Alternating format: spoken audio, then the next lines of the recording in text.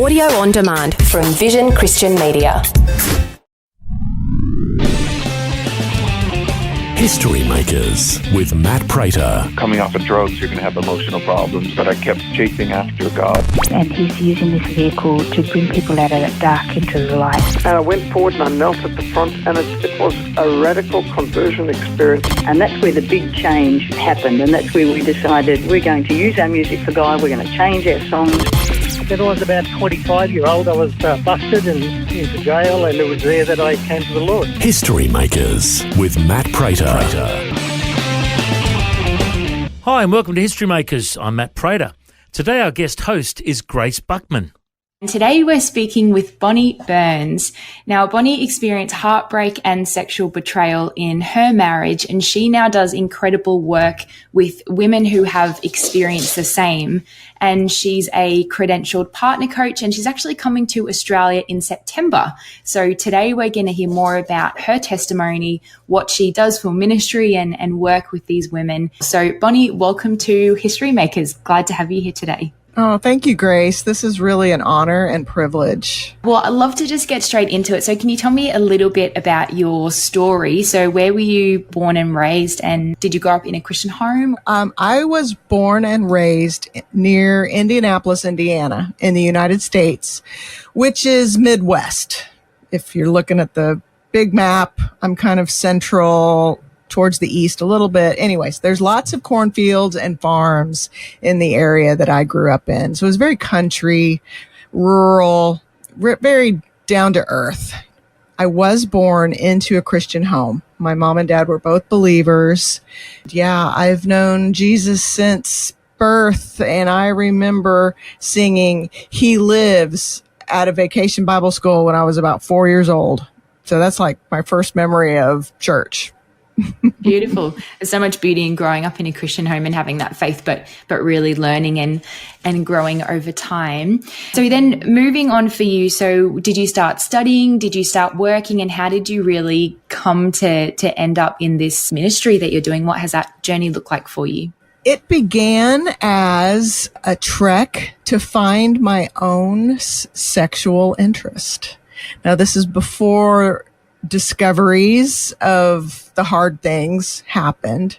This was a place of weakness for me in the marriage, and I decided I wanted to find practical ways to help me want to participate more in the bedroom, because I did see it as an important part of marriage.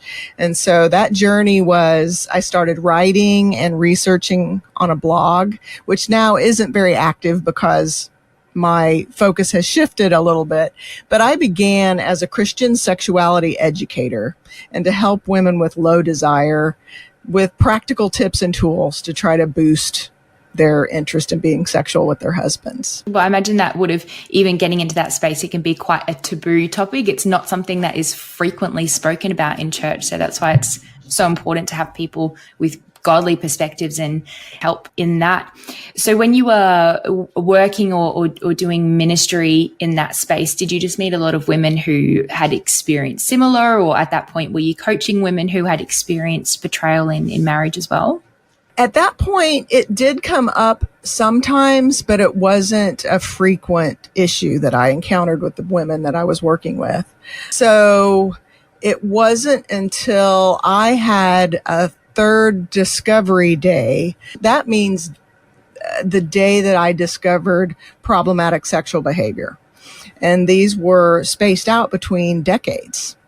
So the first time was before I started to try to find my libido.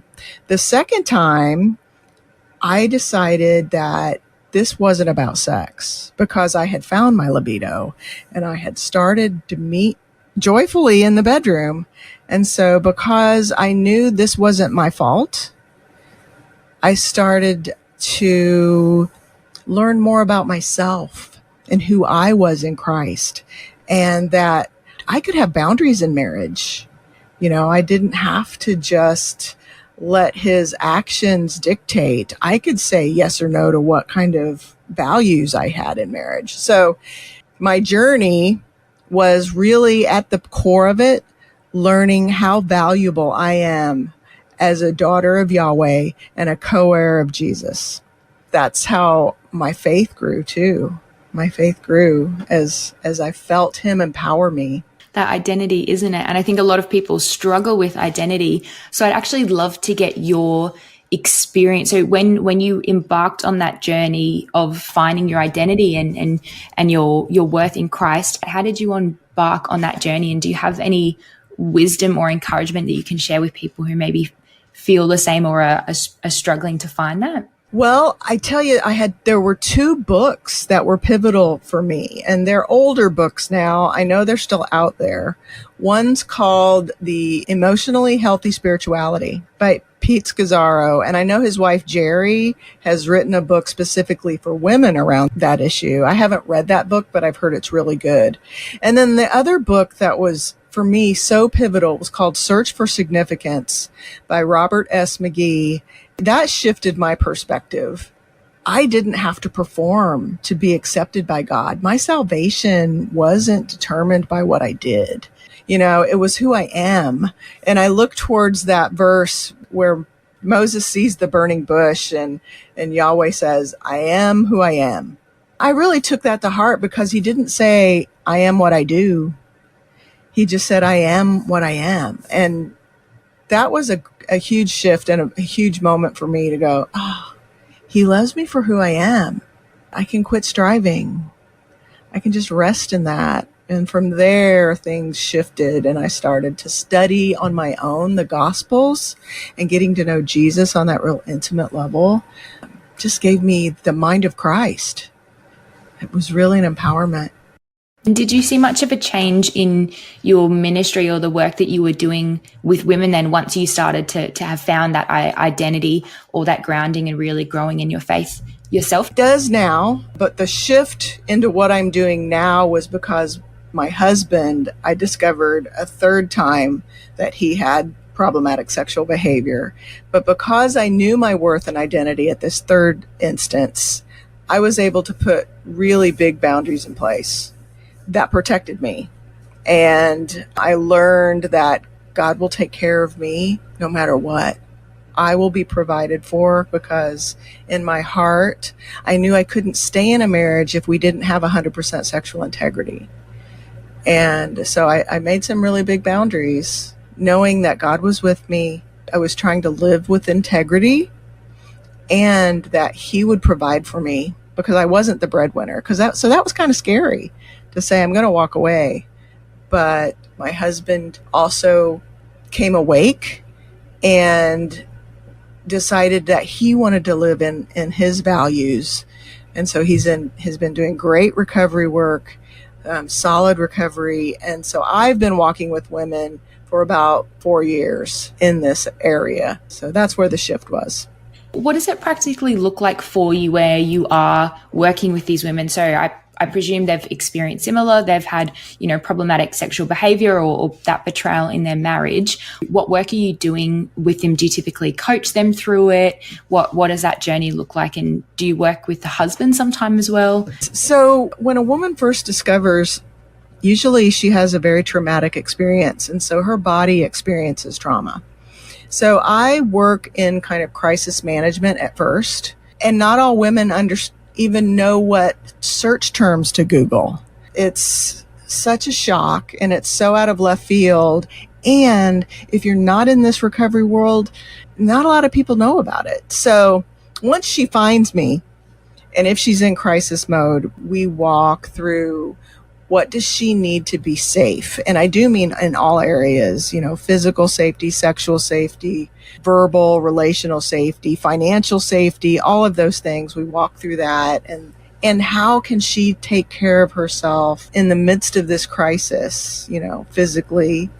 And it's just a lot of questions. And I listen a whole lot in the beginning, because when she finds me in high crisis, she wants to tell me her story. And I am a safe place to tell that story. There's no judgment. I've heard everything under the sun now. So that's what it looks like at first, helping her through the crisis. What does that next phase look like after the initial more crisis management and just really being able to share?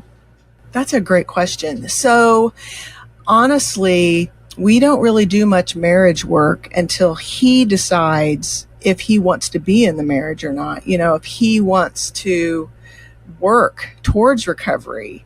In the beginning, she's building boundaries to keep herself safe. And some of that may be, I request you, this is as if she's talking to her husband, I request you see a therapist that's certified in sex addiction at least twice a month. And I request that you go to meetings that are around sex addiction support.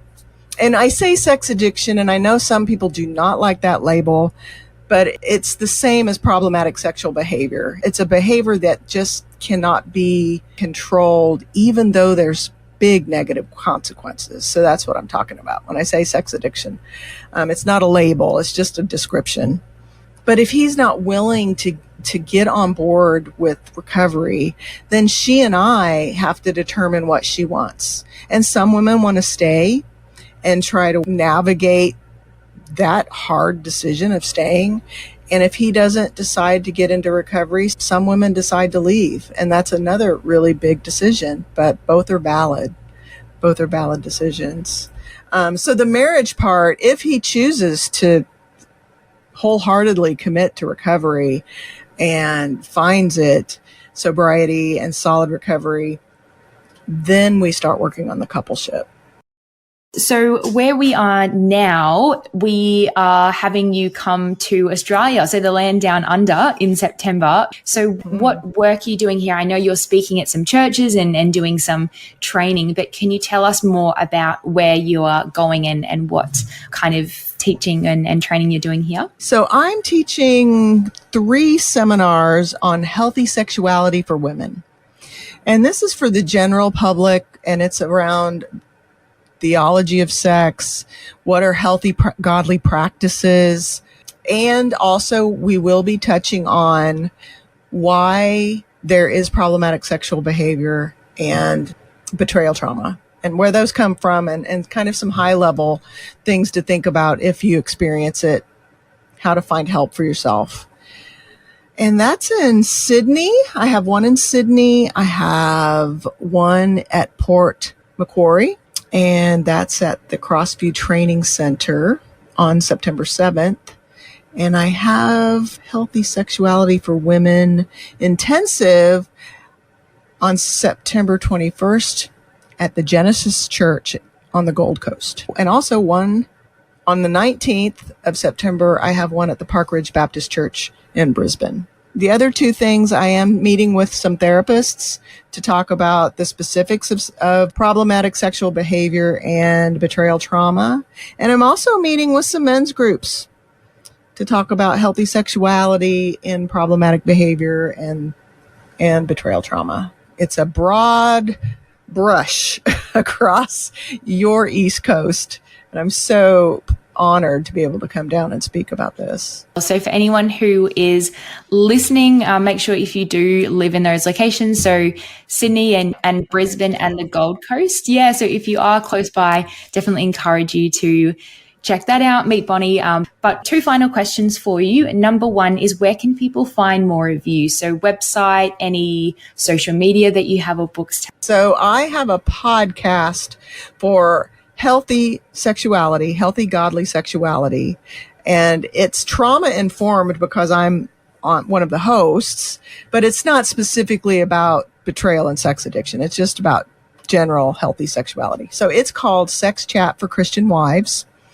It's on Apple or wherever you find podcasts.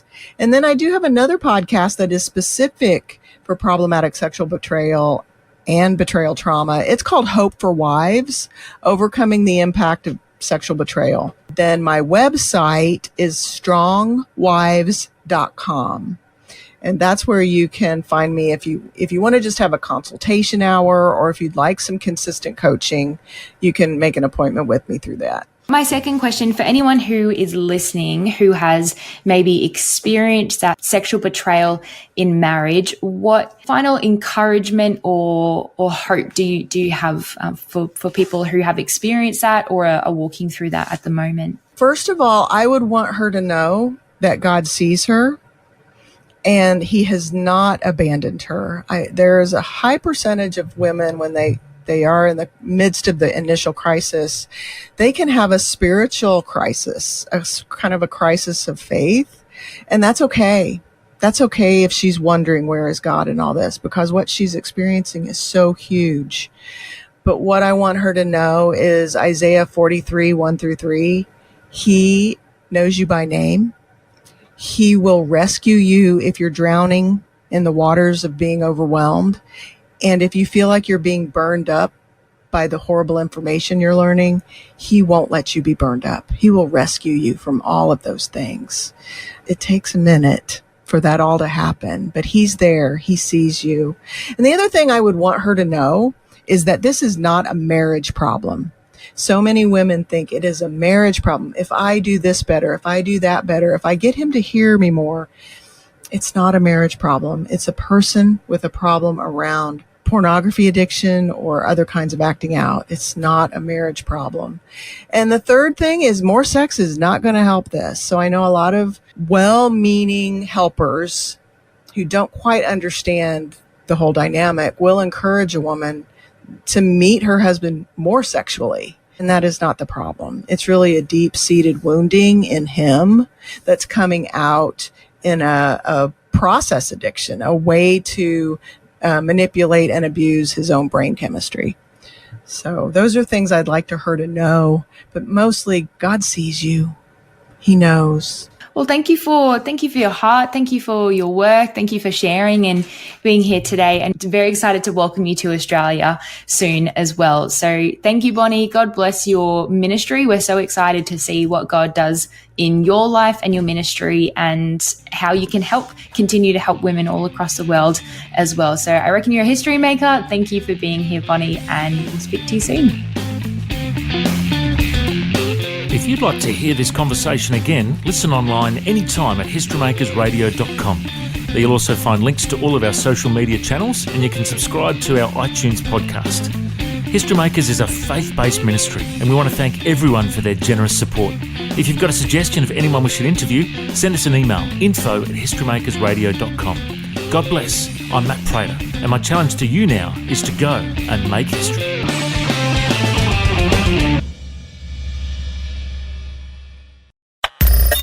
Thanks for taking time to listen to this audio on demand from Vision Christian Media. To find out more about us, go to vision.org.au.